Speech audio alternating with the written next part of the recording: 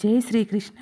Friends, మనము ఈరోజు భగవద్గీత మొదటి అధ్యాయంలోని మొదటి శ్లోకాన్ని గురించి ఏ విధంగా ఈజీగా నేర్చుకోవాలి, దాని యొక్క అర్థం ఏంటి అనేది మనము ఈ వీడియోలోనైతే తెలుసుకుందాం ఫ్రెండ్స్. ఓకే ఫ్రెండ్స్, మొదటి శ్లోకము.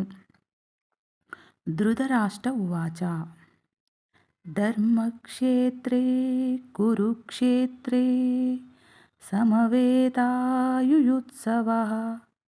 మామకాః పాండవాశ్చైవ కిమకుర్వత సంజయ. ఇది మొదటి శ్లోకం. మరి దీని యొక్క అర్థం ఏంటి అంటే, ఫస్ట్ వన్ ధృతరాష్ట్ర ఉవాచ. ధృతరాష్ట్ర ఉవాచ అంటే ఏంటి? ధృతరాష్ట్ర మహారాజు పలికెను. ఏంటి?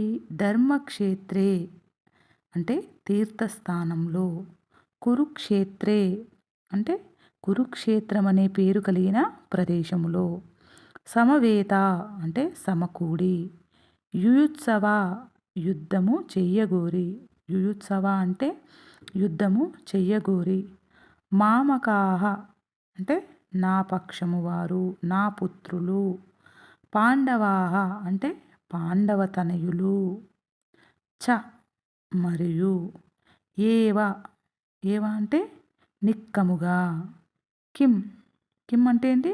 ఏమి, అకుర్వత చేశారు, సంజయ ఓ సంజయ అని వీటి యొక్క అర్థాలు అన్నమాట. తర్వాత దీన్ని మొత్తం మనం ఏ విధంగా చెప్పుకోవచ్చు మరి? ధృతరాష్ట్రుడు పలికెను ఏమని? ఓ సంజయ, కురుక్షేత్రంలోని ధర్మక్షేత్రంలో నా తనయులు పాండుతనయులు యుద్ధము చెయ్యగోరిన వారై సమకూడిన తర్వాత ఏమి చేశారు? ఏమంటున్నారు? దీని యొక్క అర్థం ఏంటి?